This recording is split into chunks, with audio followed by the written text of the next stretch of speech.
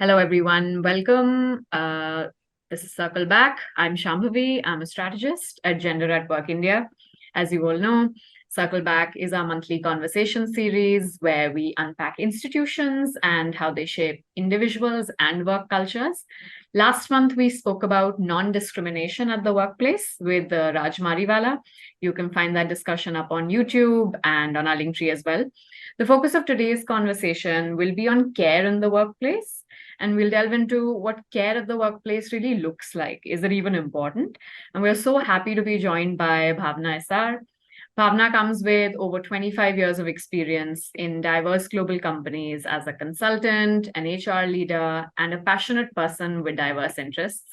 She's the founder and CEO of Caregiver Saathi, a social enterprise that aims to create an ecosystem of well-being for the informal caregivers who are the primary caregivers to a family member with terminal illness or with chronic medical conditions. Welcome, Bhavana. Thank you so much for joining us. We also have Sudarsana Kundu. Sudarshana is the Managing Trustee of Gender at Work India. She is passionate about supporting institutions both within the private and public sector, and she works to drive a diversity, equity, and inclusion agenda. Over the last 2 decades, she has advised several organizations, including several UN agencies, to evaluate and assess the impact of their workplace policies, practices, and cultures on gender equality. Welcome to you both. Thank you so much for being here today. I would also like to spotlight our Indian Sign Language interpreters, Anant and Preeti, who will be interpreting the session for us as we go along. So just to make their job a little easier, I would request the speakers to keep a conversational pace while speaking.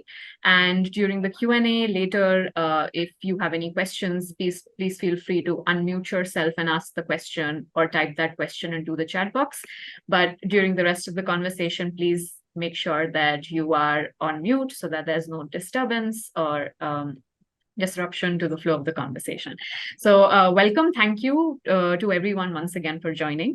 And as always, just would like to take a quick moment to acknowledge our own privilege and this specific subject position that we're in, which allows us to have these conversations, and to also acknowledge how valuable it is to have a space where we can talk about diversity, where we can talk about creating inclusive workspaces, and how these circumstances and these situations vary from person to person. With that, I would like to hand over to Sudarshana. Thank you, Shambhavi. It's so lovely to have this conversation today, and thank you, Bhavna, for joining us. And it's such a privilege to be able to talk about care.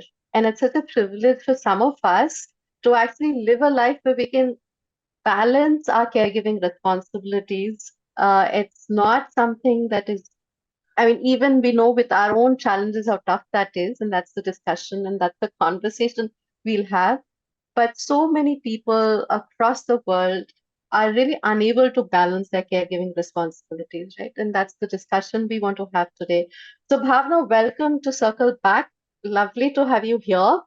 And can you start a little bit by talking about your journey and getting to Caregiver Saathi? What made you start Caregiver Saathi? If you could share that with us, and then we'll take it from there. Bhavna, with you. Thank you. I'm delighted to be here, Sudarshana. I admire your work, and I really appreciate putting together this forum. I think having these conversations and sometimes picking up difficult conversations is something we must do as we progress as individuals and collectively as society. How did I chance upon Caregiver Saathi? Well, I have said this in many forms, and some of you may have. I can see some familiar names in the participant list, and I'm delighted to see them. And some of you may have heard my story many times, so sorry for that. But those of you who don't know, I would like to say that I have been a caregiver for many years without knowing that I was a caregiver. And it is my favorite question these days to ask people to ponder over a term equivalent to caregiver in any of the Indian languages. And I have found that most of the equivalent terms come close to something like Sevak Sahayak, somebody who does the work for you like a job. But we don't, as individuals, identify as caregivers. Many years ago, as a teenager, when my dad was terminally ill, and my mother was the primary caregiver, I don't think she saw herself as a caregiver. And certainly I did not see myself as a caregiver.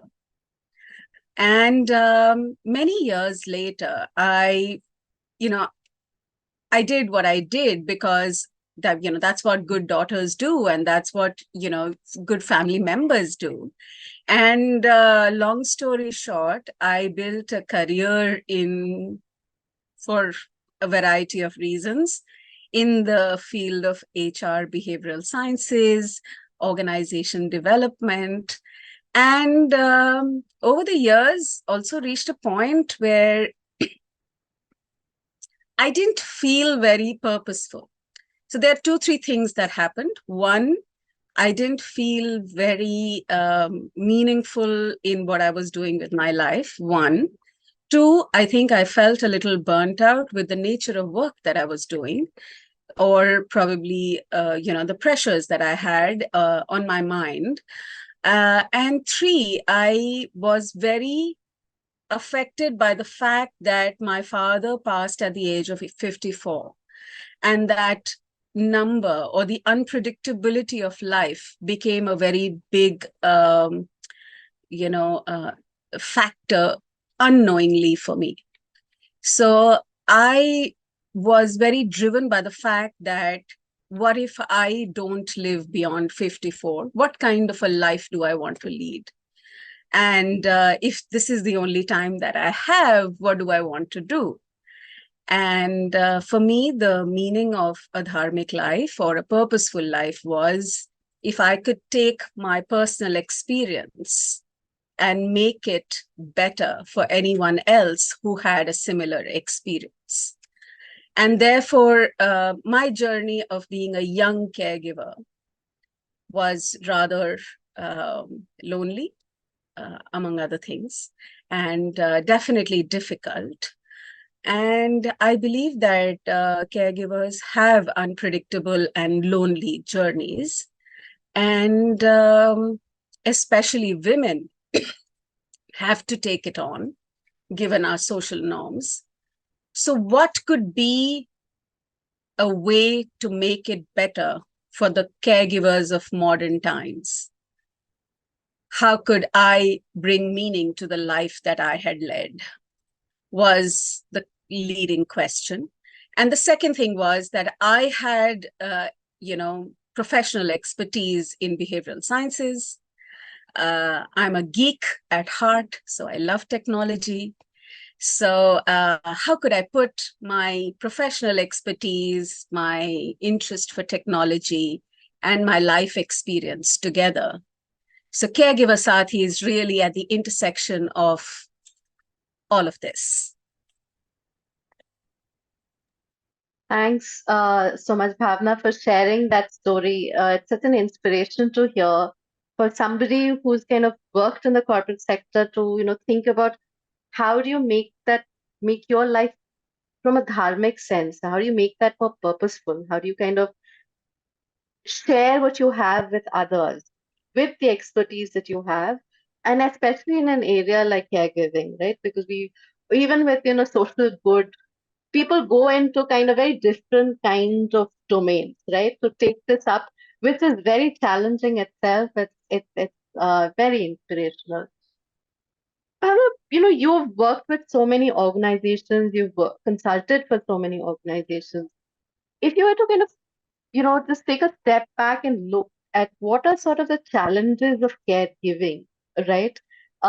In these organizations, and from that, maybe, what are some of the principles of care framework that we should be looking at, right? But starting off from maybe what are the challenges of caregiving, especially from the lens for women, right? What is it that they face, and what is it that's missing in our organizations and our corporates, right? Especially corporates, because I think that's where a lot of these conversations also needs to happen. We've both been there, and what do you see, right? So Sudarshana, thank you for that. There are days when I don't feel my story is very inspirational, so it's nice to hear that. But having said that, I think it's important to dial back and see the evolution of organizations and say, why do we have organizations in the first place? Organizations are places of work that, drive a certain productive output for individuals and for organizations and for society.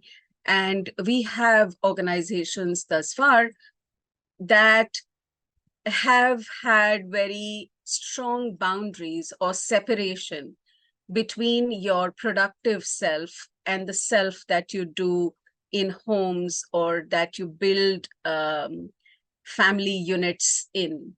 And there has been division of labor in that people who go to work, usually men, bring their instrumental selves, their productive selves, their output selves to workplaces. And there is a very different nature of a very significant split and a different nature of homes, families, nurturing spaces, etc. What this divide has done is, it's only the workplace work that gets paid for. And in our modern society, that's what gets rewarded. We get recognized and appreciated for the amount of money that we earn more than anything else. One could argue and debate and say that it is important, and you get recognition, but, that has its own consequences. And this gender divide, I'm right now talking only about men and women, and of course, we do need to account for other genders as well and the complexity thereof. But let's just take the two genders for now and say that in making women primarily responsible for the unpaid work and a certain type of attitude and personality and, expression,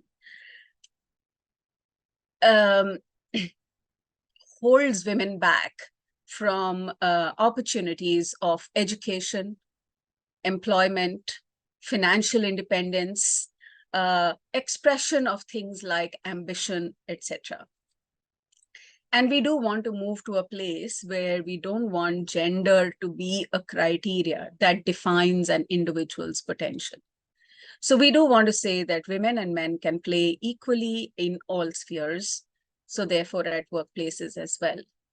Now, the big challenges for workplaces is to make the transition from being very instrumental workplaces to be these places that are productive, that deliver results, that make money, but at the same time are nurturing, caring, and inclusive of all kinds of people. And I think these two goals can sometimes be at cross purposes, for the want of a better word. Yeah. So we have thus far laid a lot of emphasis on productivity, achievement of goals, etc., more in the short term than in the long term. And because we are driven by the quarterly results and the quarterly deliverables, there is a certain nature to the workplace. Yeah. So therefore, the big challenge about care and caregiving at workplaces is to accept that, one, there is a long-term nature of workplaces. There is long-term nature of work. There are different types of, working professionals, and that it is okay to look at performance both in the short and the long term. And therefore, it is okay to be inclusive and account for, people that may have caregiving responsibilities. I can go on and on, Sudarsana. I know this is your passion. So this is you could possibly speak to us for days on this. But you know, and this has been also you know one thing that's a silver lining, been a silver lining this year is the fact that Claudia Golden got her, Nobel Prize in Economics this year, and a lot of her work is really around care, care and Yeah. kind of shining this light on what happens when you're able to address the caregiving responsibilities at work. What happens to that productive part as well, right? Because you can't really keep ignoring the other part of the unpaid care work and expect that it will continue to grow. You need to actually respect this bit for your productive part to also kind of sustain itself and grow, right? Because there's only a limited pie. So that bit of it has been so wonderful this year to think about. um, and then we kind of think about, this unpaid care work in some sense, also sort of, women's own reproductive role as well as relational role, right? Because you also take a lot of the emotional bit of it. We kind of sometimes talk about it in terms of chores and tasks that we have, but we don't also sometimes talk about the unsaid bit of it, it's emotional kind of the responsibilities and all of that, that often this focus on productivity kind of really just ignores, right? How do you, and you talked about this two parts of that workplace being at odds with each other. One, this sort of focus on productivity, and this other on, being a nurturing care workplace. Uh, what are some of the things that you think, organizations could do to take maybe small measures, baby steps to build a culture of care within their workplace? If there are some good practices, if there are some kinds of organizations that you're seeing that are doing some of that, or you wish some of this could be done, uh, what are some of those? For many years, I believe that the very purpose of HR was to enhance performance of employees in an organization. Yeah. And it's interesting that I took that definition of HR because I think that is what that definition of HR brings you close to the head of the organization, the CEO, and the CFO, because their considerations are most organizations exist for the purpose of profitability. Now, let's just go with that definition. Most organizations exist because they must make money and they must sustain themselves long enough to continuously make money. If that is the reason why organizations exist, then one of the significant levers that leaders and organizations have is the people who will deliver that performance differentially and consistently, as compared to competition or for the needs of the customers or whatever else. This set of people will perform best, one, if they have a conducive environment, they feel they are there at their best, and they are not insecure, or they have what is today called psychological safety. Now, I would like to draw a parallel between what many startups are evaluated on or vie for, which is customer long-term value. So there is this tension between customer acquisition cost and customer long-term value that most organizations need to optimize for. And I think all organizations need to optimize not just for customer long-term value, as opposed to customer and reduce customer acquisition cost, but you also need to optimize for employee long-term value and employee acquisition cost. So if you just draw the analogy and you say that holding on to your set of people, making sure that they are deeply ingrained with the culture and the organization, they last for a very long period in your organization, you are more likely to deliver a very differentiated value to your customers and your stakeholders. And therefore, ensuring that employees can bring their whole self to the workplace becomes an important consideration for all leaders, not just HR leaders. So how do people bring their whole self, or how can you have diversity at the workplace? You can have diversity at the workplace because now men and women and children and other people are customers. You want to be able to think like them. So you want to have that thought process in the organization. When you want to have that, diverse thought process within the organization, you want to be able to, take diversity of thought and work with it. You cannot have a lot of churn. You have to have a place that acknowledges people for who they are. And the foundation of that is care and compassion. Caring is worrying about what another person might need or is going through, but compassion is the energy that makes you want to do something about it. So, that magical air that a culture needs has these glitters of care and compassion in it. And leaders need to be able to build that in so that their teams can bring their whole selves to work. Have I gone down a rabbit hole? No. One of the things that when we started off today, in fact, Bhavana, one of the things that we asked in a poll, and I don't know if Shambhavi can share the results of the poll, is how do people who are here today, what is that one word that they think about on care? And to kind of maybe see that, is there, if Shambhavi, if you can share that, want to see how people are thinking about care as well. Right. And you talk of care and compassion, often those two are really used interchangeably, and want to see how people are thinking about it.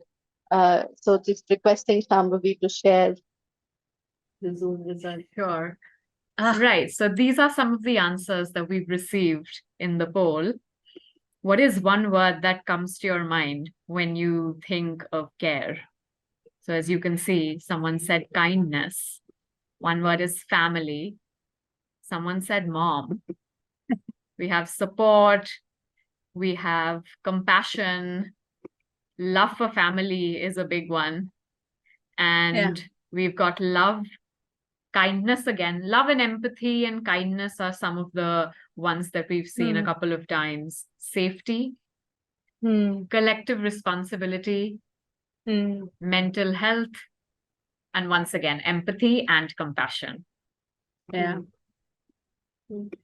I think care, compassion, kindness are often used rather interchangeably, and they are just nuanced differences. And I think it's very important for us to kind of understand the nuances and know the differences among all of this. So how do you see that, Bhavna? How do you think about compassion, kindness, empathy, and then care?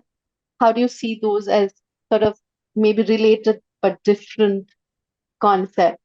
And how do they play out in the work?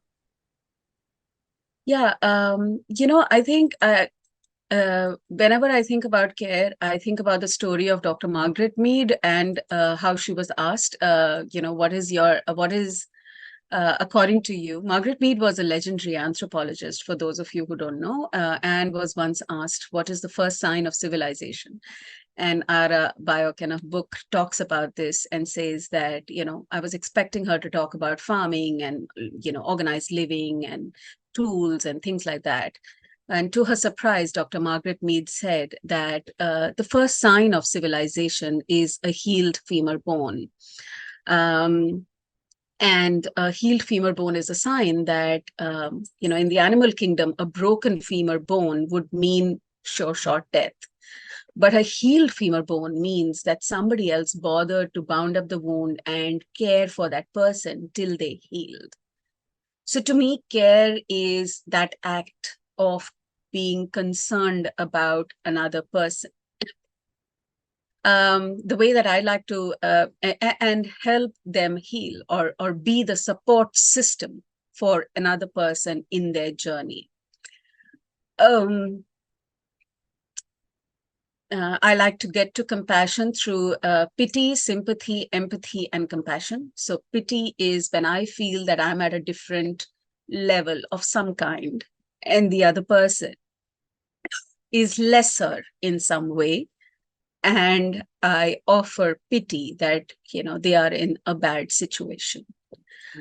Sympathy is slightly more nuanced in the sense that sympathy is, I feel sorry as well. I don't feel pity, but I feel sorry as well. So then it's sympathy.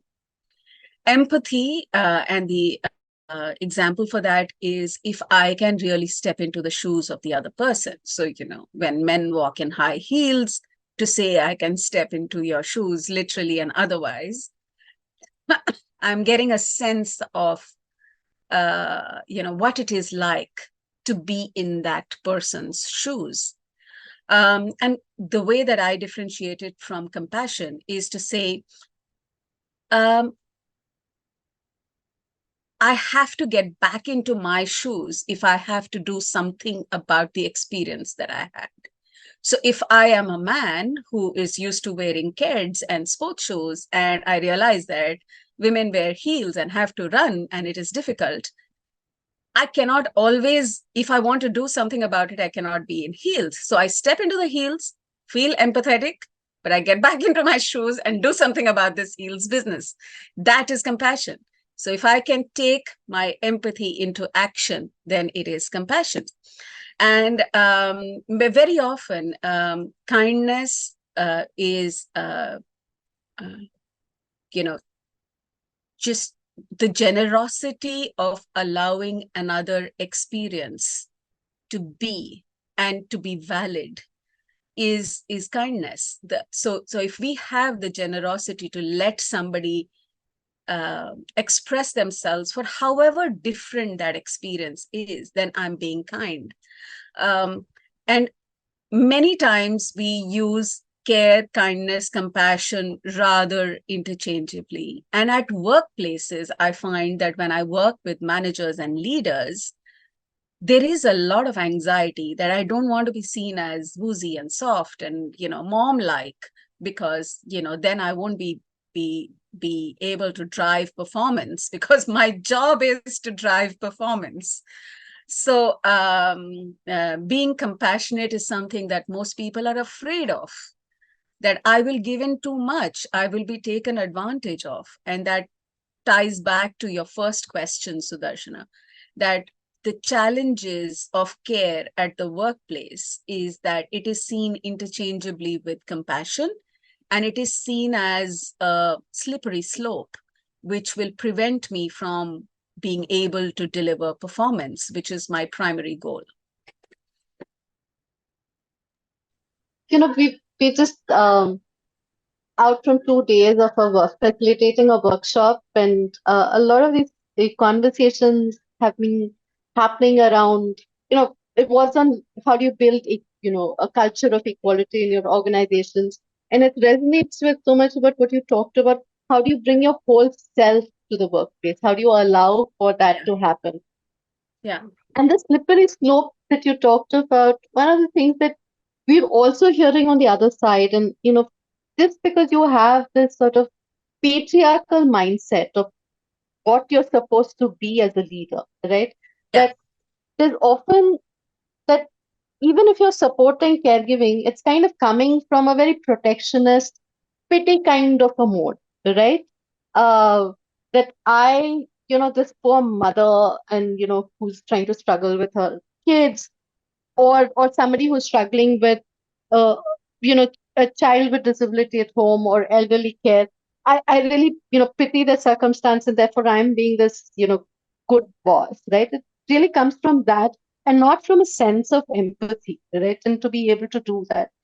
Uh, and to some extent, we feel that that's also preventing people from really thinking about it as a systemic issue, because they're looking at it from a very individualized kind of perspective that, that person needs to be taken care of, right? I'm being the boss and I'll support. But there are no systems and places in terms of actually thinking about caregiving.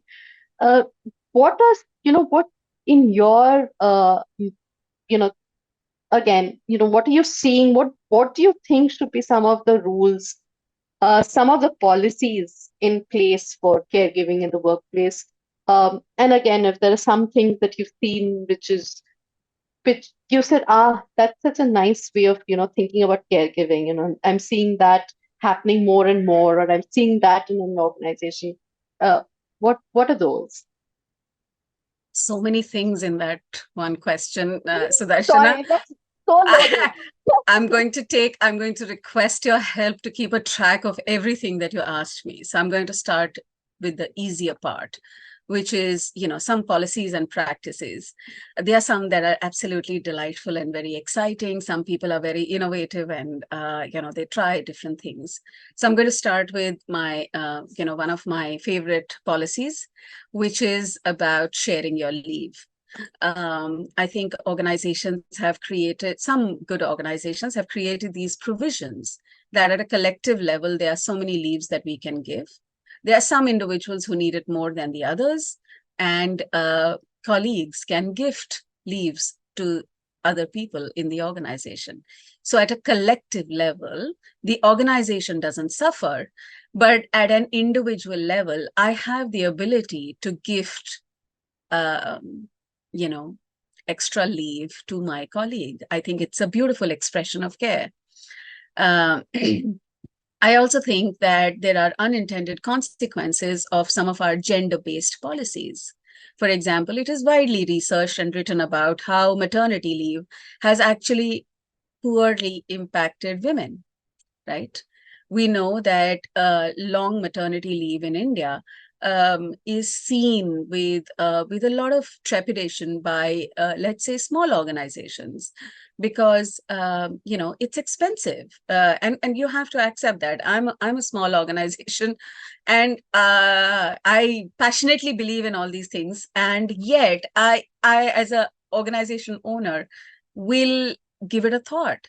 So it is important to design leave with a gender neutral sense. So, for example, be able to talk about parental leave, be able to talk about time off as, it's equally, the caring of the child is the responsibility of both the father and the mother.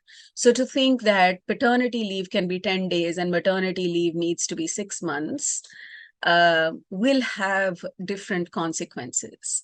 So, and there are some very interesting practices about joint parental leave that both the parents can take. We have, for example, fantastic women programs that talk about return to work. Sorry about that. And that plays into the decision making that a couple does. And I give this example rather often, that a typical heterosexual marriage in India would be between an older man and a younger woman. The man would be at a different life stage, a career stage. Typically, the man would be earning more. So when it comes to childbearing or looking after someone at home, what is the most pragmatic decision to make? You want to have a certain earning level, and therefore it makes sense for the man to continue. The other pragmatic lens is that I can very easily, as a woman, say that I took time off to care for my child.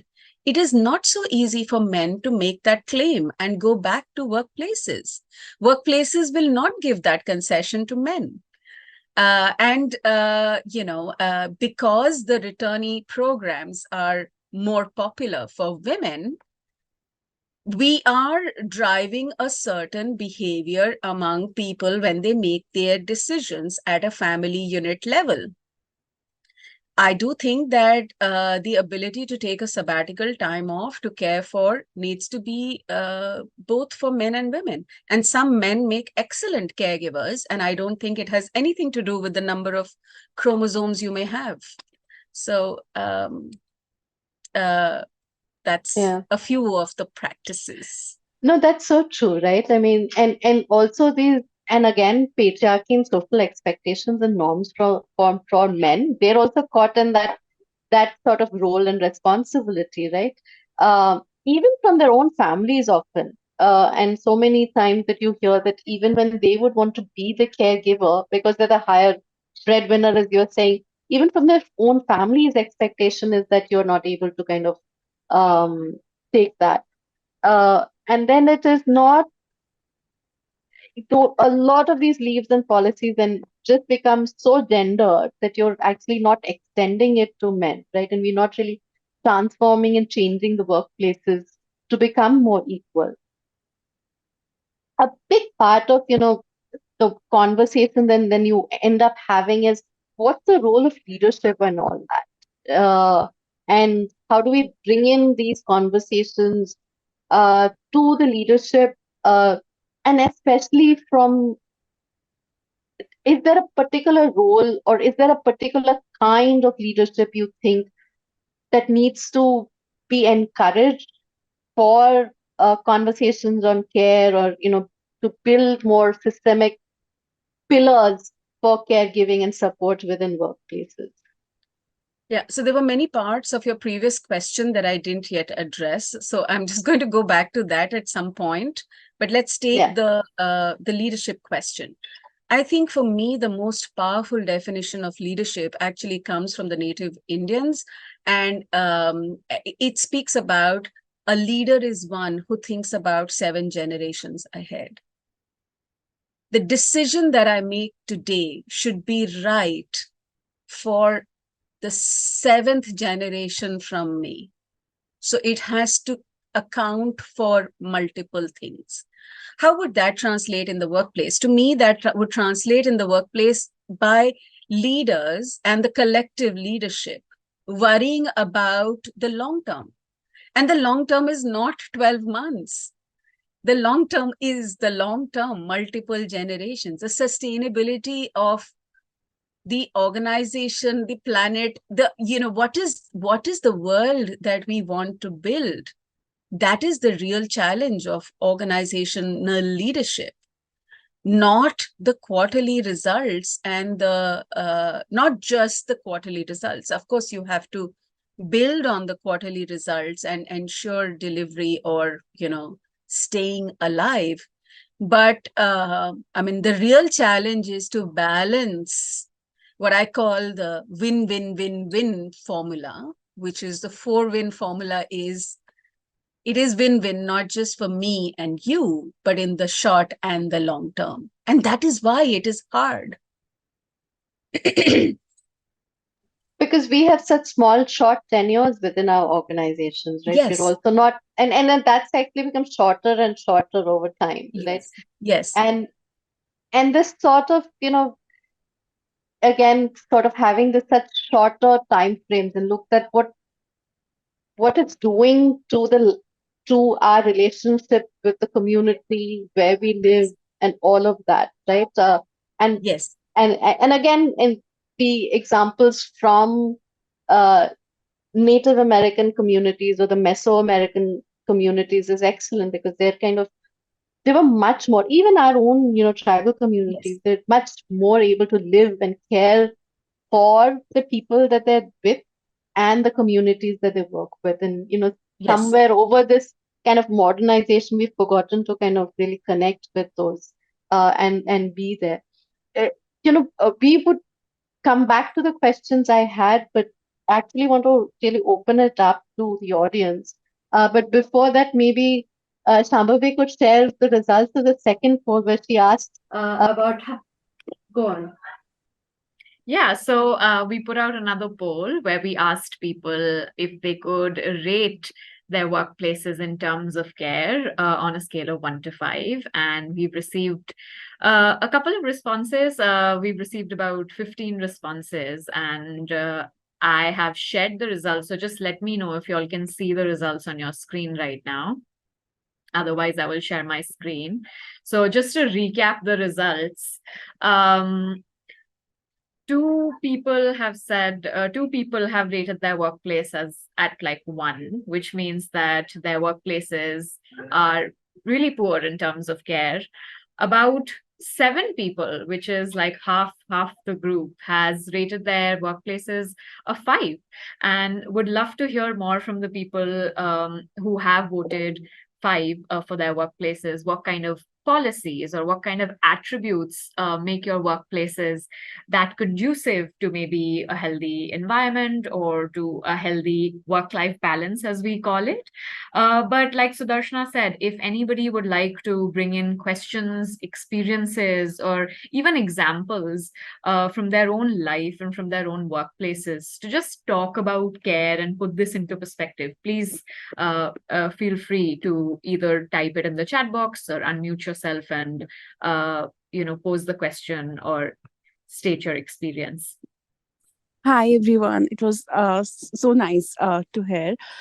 So I just have I want to share my experience, and so I'm a new mom, and I have experienced tremendous support and care from my workplace. I feel like after giving birth, it's just my mom and my workplace that have supported me, and their understanding and assistance have been invaluable, and enabling me to navigate the challenges of balancing work responsibilities and with the challenges of motherhood. So it's like thanks to their supportive environment, I have been able to continue fulfilling both my professional and maternal roles with a sense of confidence. And I just want to add that if I had to choose between the two, and if I didn't have this kind of a work environment at my workplace, and if I had to choose between my career and my child, my mental health would have deteriorated, because my career is very important to me. And I know if I wasn't working with them, and if I was working with some other organization, and if I didn't receive this kind of support, compassion and kindness from them, I had to choose between my child and my workplace. But because of the support and care, I am able to I'm able to manage both. So that's very important, and this has been my experience. Yeah. Lovely.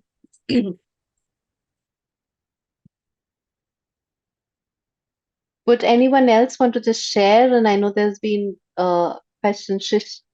There's a question from Srushti. Shambhavi, do you want to just read that? Sure. Shrishti's question is, are there any self-care tips for those balancing caregiving and work, especially with time constraints, because it becomes difficult to find time for yourself?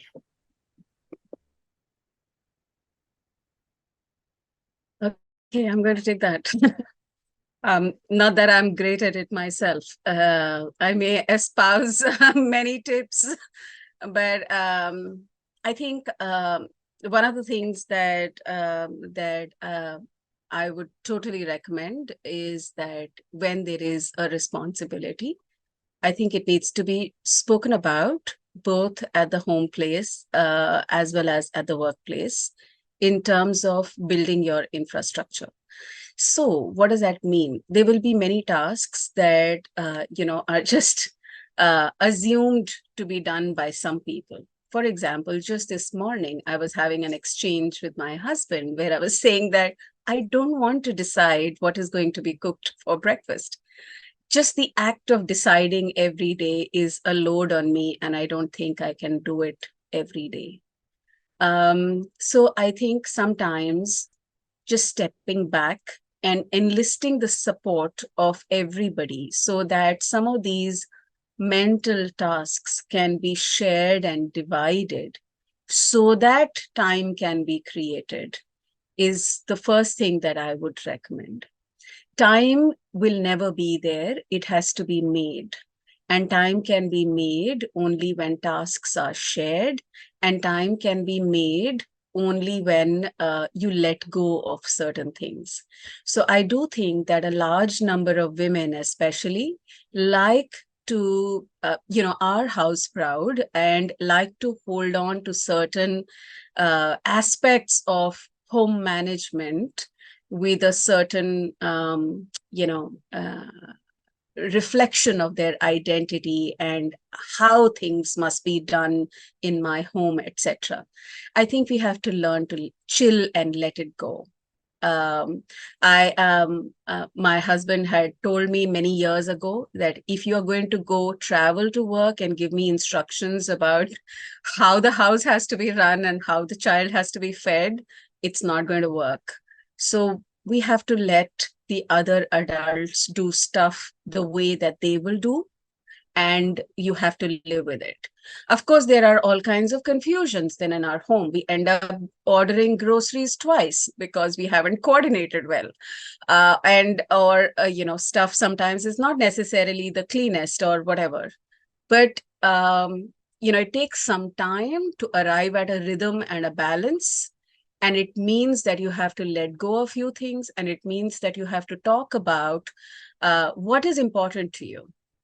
Is the absolute clean dusting of the living room more important than the walk that you have to go for? Make your choice. So I do think that self-care also means asking for people to care for you. I'm not very good at it myself, but I do think that we have to all learn to be able to take help, ask for help, and ask for people to care for us. I can go on and on. I hope this helps for now. No, there's some lovely thoughts on the chat, and it would be lovely if Shambhavi could read out. I really think it's about letting go of your guilt in some sense. That's what also your Bhavana, right? Like this letting go of not having that wonderful, sometimes feel when I go to somebody else's, a friend's house, they have this really nicely done up houses. And like, okay, that's huge pressure. You're huge pressure, not taking that, letting go of that guilt of not being this perfect persona in every way, right? So that, and also, people pick it up. It's often our, I think, fear of, what will happen, things will collapse. And something that I've learned over the years is that, even if they were not good at it initially, neither were you, in fact, and neither was I. But so, and then I thought about that was going to be only my responsibility. But, when things don't collapse, people start picking it up. So we have to, let go of our fears as well. Yeah. But Shambhavi, right. So I was going to, I'm going to get to Kartika's question because she's asked a particular question. But before that, I do want to kind of sum up this general sentiment that I can see in what people have said in the chat box, which is that it's not something that's individual, it's collective, but it's individual in the sense that you only have to look out for each other in unique capacities. So I think the sentiment of there being a culture and there being like some kind of a collective fostering of care is very heartening to see, because when we think of care, often, like you said, Bhavna, at the beginning of the conversation, we tend to think of it as something that will hold us back, especially at the workplace. So if we start thinking of care as something which isn't just about us and our family, but also about who we're working with, and just feeling that sense of companionship and that sense of belonging in the workplace with these people who we're spending so much time with on a daily basis. I think that's very interesting to see. And I'm glad that you all feel this way. And somebody's also mentioned that, nutrition, medication, recreation, and meditation are like some key components of self-care. And I'm sure that people are only able to rely on some of these, but not all. That would be too ideal. But to get to Kartika's question really quickly, Kartika is asking, why can't we provide the same full-time benefits to, say, the office boy or somebody who's maybe in a quote-unquote clerical position when senior leaders say that they want to focus on leadership? So would you say that the same benefits should be provided across different tiers of like employees and management? Can I just defer this question to Sudarshana? Because this is such a complex question. Katie, I mean, yeah. principally from a very equity perspective, yes, absolutely, right? In terms of thinking about what benefits would you get, right? Um, but there's also these things, just in terms of how I think market expectations have evolved. There's also been what benefits I get has to evolve with sort of, what responsibilities I take and where I go, career trajectories and all. So I think the compensation structure and benefits have kind of historically kind of come in from that trajectory. But in terms of thinking about some of the benefits, for sure, I mean, in terms of especially thinking about leave, in terms of trying to think about what kind of medical facilities you get to, right? And often the medical in India, for example, the out-of-pocket expenses as a proportion of your income for that office boy that you mentioned, Kartika, is going to be way higher than the CEO. One of the primary reasons for debt in India in is medical burden. Poverty. Poverty is those medical, burden. How many times that you might have had to, informally, how many of us would have known of somebody who's gone into debt because of a medical issue, right? And these are people who are at such precarity of living on a day-to-day basis between being able to survive and going into deep debt. That's the daily kind of challenge that they are. And so to think of, care and therefore a legal framework for actually care into social protection mechanisms, national, right? That really needs to be thought of. And often this goes back to, and just to kind of bring back that, the challenges of like very small enterprises like the one that Bhavna runs, the one that I run. There's just we don't really have those sort of sometimes those financial mechanisms to be able to support all our employees in the way that we want to, right? So you do need national level policies, you need national level support for us to be the employers that we want to be, right? Yeah. I'll build on what you're saying. I think it is important that, compensation is and benefits are linked with compensation. It is linked with your significance and contribution to the organization. So if it is about your capability, the level of responsibility that you take, and therefore you get compensated accordingly, or, your decision-making or your presence in the organization impacts the organization to a certain extent, which is why we have different levels of compensation.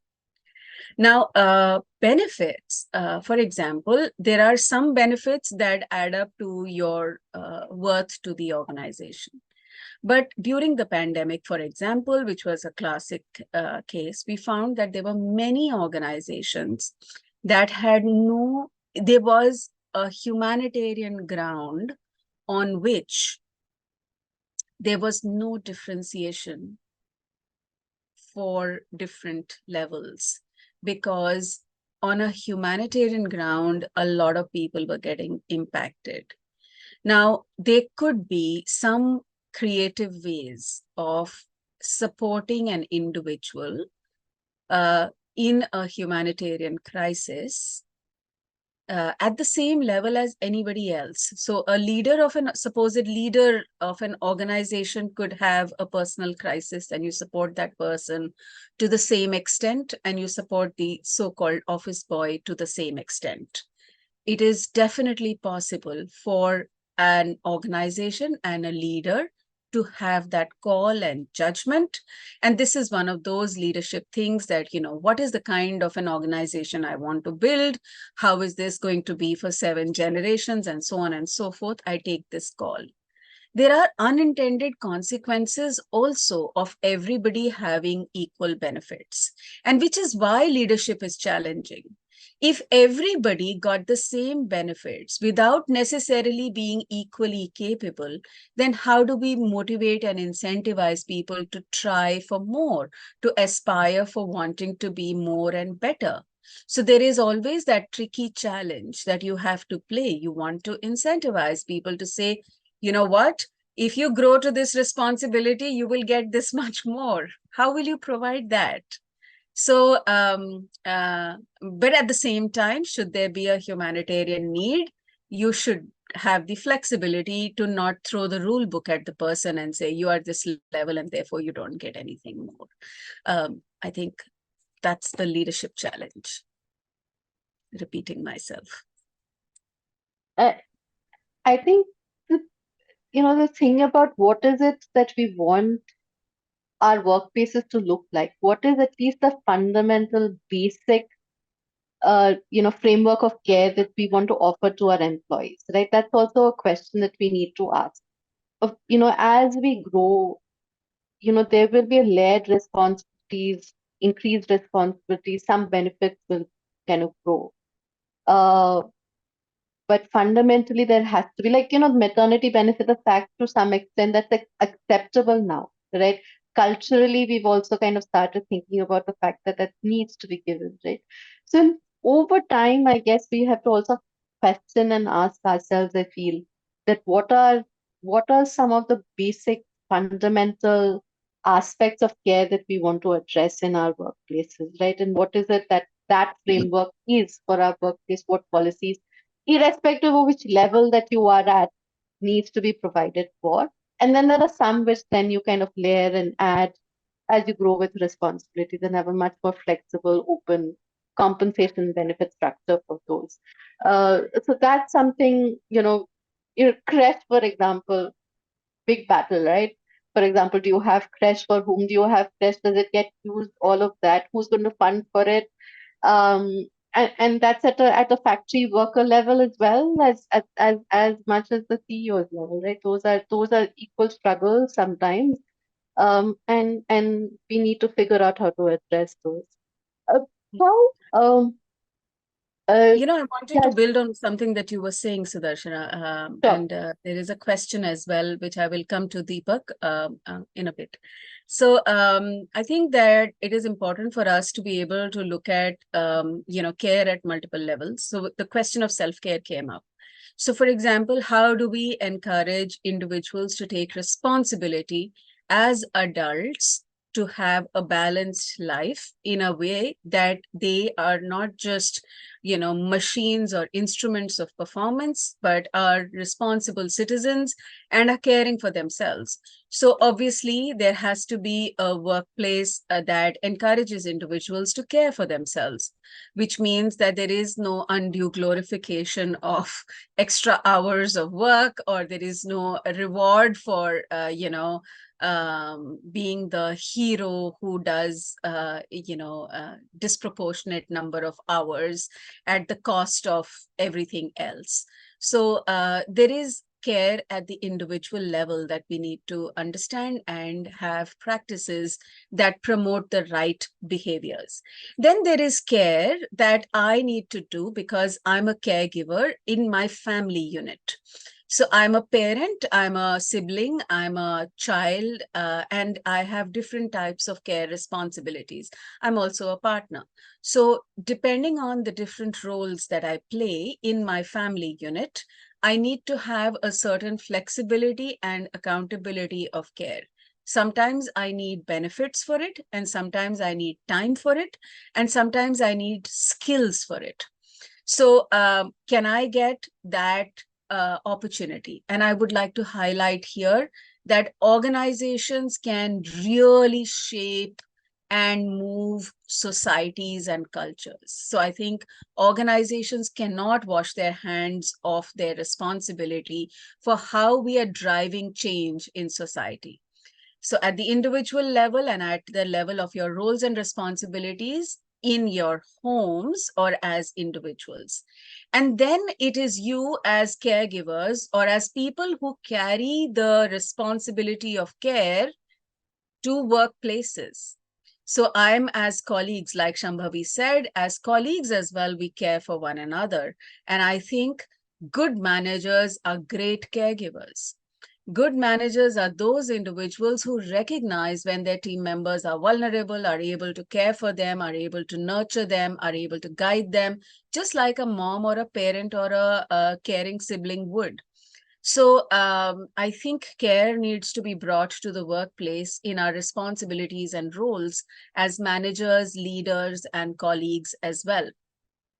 And then, of course, caregiving is at a collective level, which means that as an organization, am I responsible to the society that I'm working in? Am I caring for the environment, the social setup that I'm living in? I'm setting up a factory in a place where there is, for example, a lot of abuse of women. So how am I influencing that, etc.? Or am I responsible to nature and to the sustainability of the planet over a long period of time? So we can take the care responsibility from individuals and the responsibility at a collective family, society, organization level.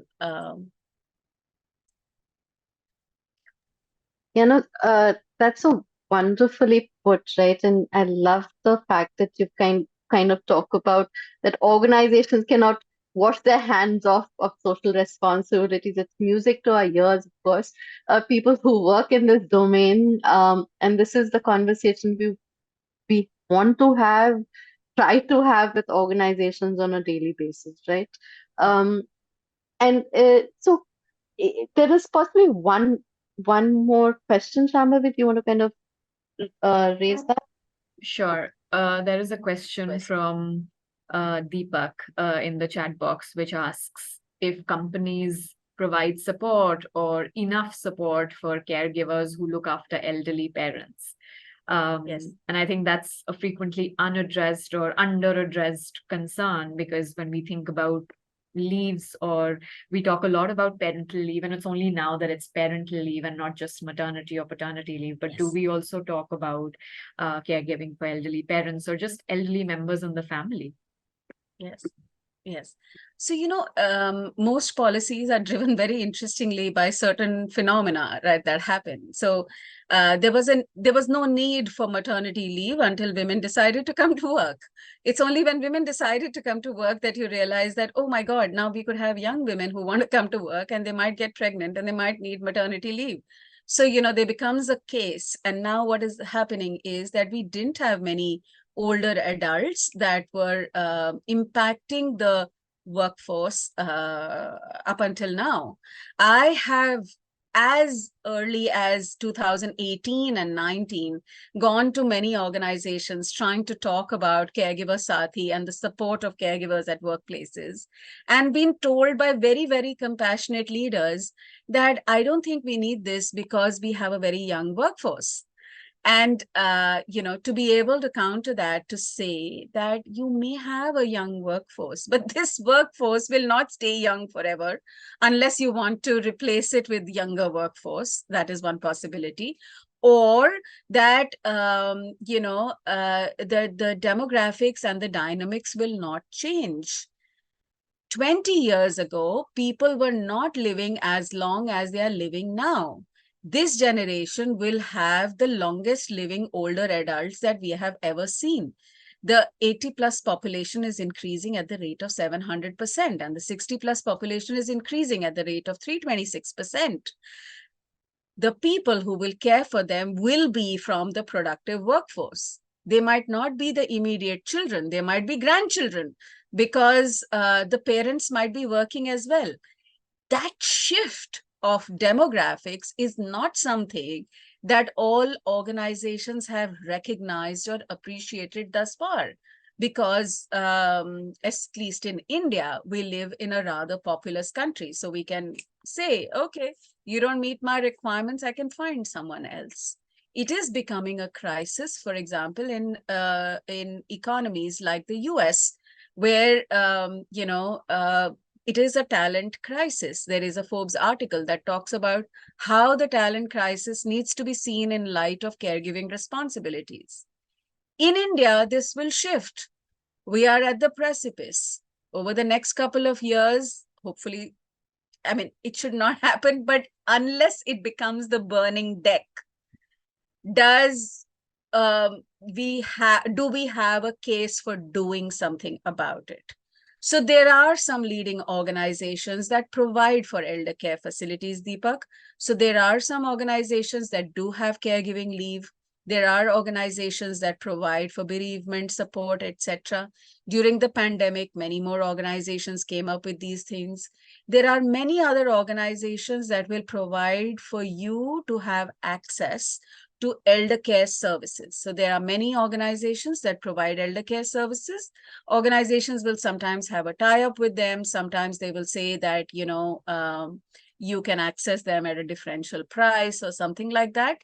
But depending on how mature the organization is, depending on how further they are down the diversity, equity, inclusion journey, their sensitivity is, and depending on how much, really buffer that they have to be able to provide for these benefits, will they want to acknowledge some of these things?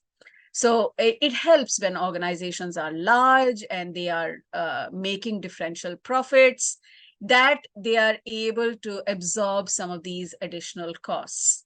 So we have to understand, benefits come at a price, and they need to be paid for somewhere by someone. So I can still go on, but I know, and this is a topic that I think we could go on and on and on and on.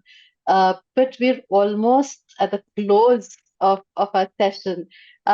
Just trying to see if there is anybody from the audience who would want to share any last thoughts at all, because we're about an hour and 15 minutes in.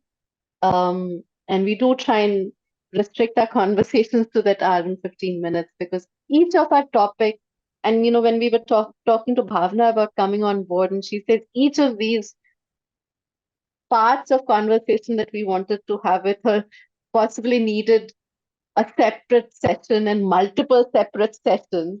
So we've obviously not done any form of justice to this huge, gamut of conceptual frames, needs, challenges that we needed to talk about.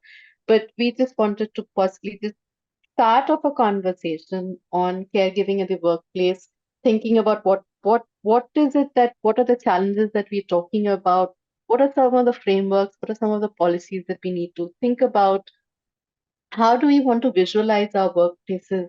And thank you so much, Bhavana, for coming on board and being such a game and talking to us today. We want to have future conversations and keep this going. This is a very alive topic for us. We're also trying to document good practices on caregiving within workplaces. We would be reaching out to almost everyone who's here and others as well. We'd love to hear from you about promising care practices, and that's something, Deepak, for example, you mentioned elder care practices. We would like to document some of that and share with others. So please reach out to us. We will be reaching out to everyone as well. And thank you so much, Bhavna, for joining and being part of Circle Back today. yes, thank you very much for having me. I'm delighted to be a part of this conversation.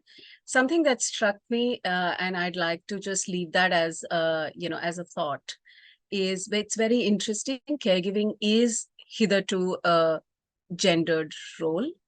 Women tend to need accommodations as caregivers much more. but it can be very difficult for women leaders to take a stance and offer compassion and compassionate practices when they are leaders, because they can be subject to being seen as not leaders enough, because we have that frame of leadership. So it is really upon those who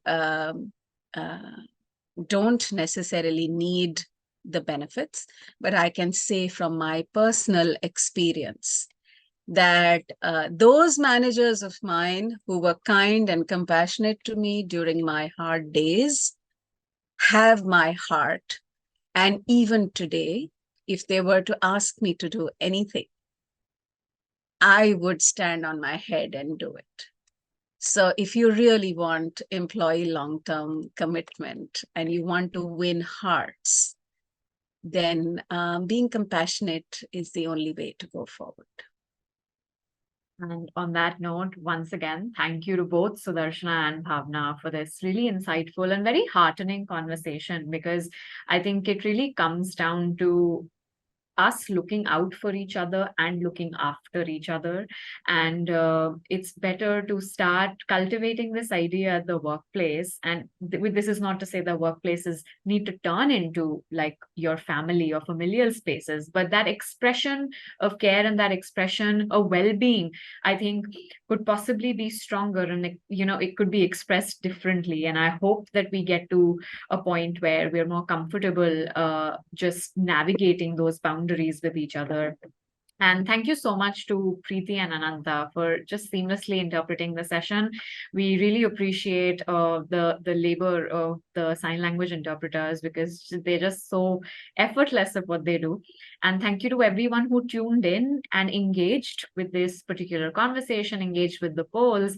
We're so glad that we're able to bring you on, not just as listeners, but as participants. And that is one of the primary goals of Circle Back as a series. We try to keep it very informal and free-flowing, so that we can also learn from and with the people who are a part of these conversations. So thank you to everyone for tuning in. And I've put an email ID in the chat box in case you would like to reach out to us now, later. You may have any suggestions, in case you may have any experiences that you'd like to share.